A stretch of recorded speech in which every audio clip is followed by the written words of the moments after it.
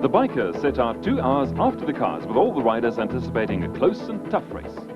It's going to be tight racing, I'm pretty sure. Willie's itching for a win. Everybody's itching for a win, you know. Listen, it's just going to be it's going to be a big flat-out race from the beginning. I think any one of the first 5 or 6 bikes has got a chance of getting away, but no, I think it's a little bit wet, so it's going to be difficult to make a break, and we're pretty evenly matched, so it's going to be quite close. I think it will be a good race today. It's nice and cool. I think we might have a little bit of dust. I'm sure we will have dust. Right from the start, it was clear that in the heat of battle, some well-laid plans were going to be thrown out the window. Some fancied riders were not going to allow anyone to pull out a substantial lead, and with chargers like Willie Ireland in the field, the pace could be a quick one. Everyone was also relishing the prospect of a good battle of the 500s between Errol Dalton and Jeremy Davies.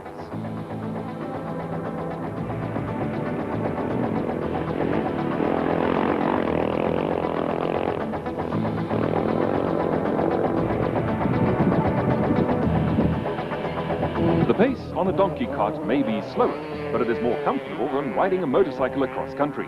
And there are some serious thorns in the Western Transvaal to make life uncomfortable. Willie Ireland had jumped into the lead with Patrick Andrews sliding into second place. Alfie Cox was intent on making up for lost ground in third place, with Jeremy Davies thumping along on the 4-stroke Honda.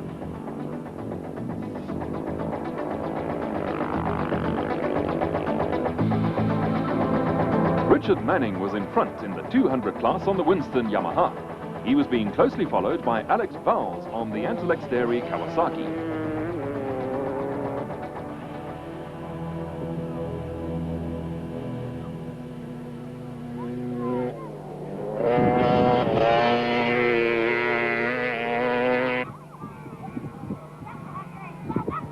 A race within a race was developing among the top 200 riders, with Steve Stoffberg on the second Winston Yamaha not far behind Vowles. There was another change up front when Jeremy Davies was first into the refuel at Stillneck. He was followed by Alfie Cox and Patrick Andrews, with Ireland dropping back after damaging a wheel. Errol Dalton was still well placed, but on the run into the finish, there was no stopping Cox. In dry conditions, the lighter and more maneuverable 250 machine gave Cox a slight edge. He pulled a 2-minute gap over Jeremy Davies, with the 2 Castrol Honda riders leaving the rest of the field floundering. The section from the final refuel to the finish saw Cox and Davies show their class. Although Davies came in 2 minutes behind his fellow Springbok, he had opened up a decisive 12-minute gap over third-placed Patrick Andrews.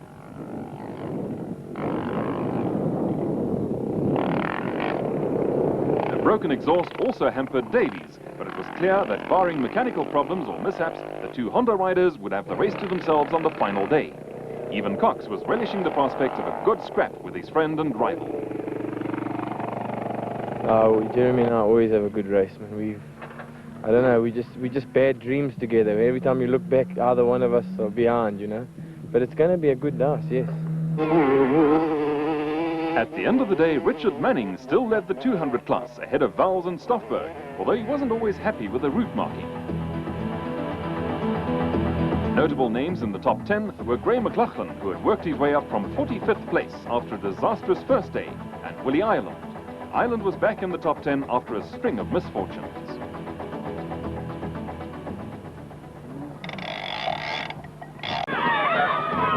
As expected, the bike category was a 2-horse race. The Castrol Honda pair of Alfie Cox and Jeremy Davies had matters all to themselves, with an intriguing battle developing between the pair.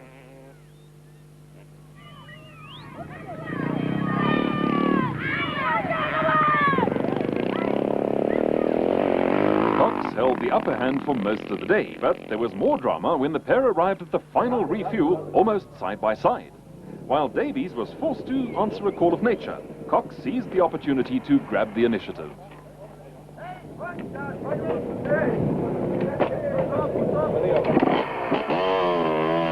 could almost say Davies was caught with his pants down. The vital seconds Davies lost were to prove decisive, and Cox went on to reverse last year's result when he finished second to his fellow Springbok. I led for most of the way, and I got a little bit lost. He got in front, and then I knew yesterday I'd pulled 2 minutes in one section on him, so I knew if I came out the service point in front of him, I could go hard and then maybe keep the lead all the way home. And that's what I've done. I'm very happy with it.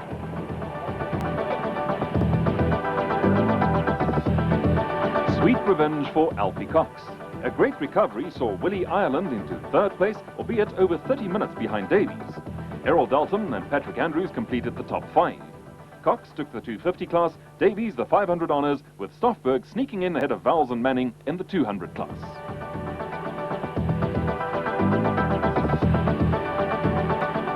Highlights of the Castrol Baberspan 1000 were proudly presented by Castrol, manufacturers of a can of the best.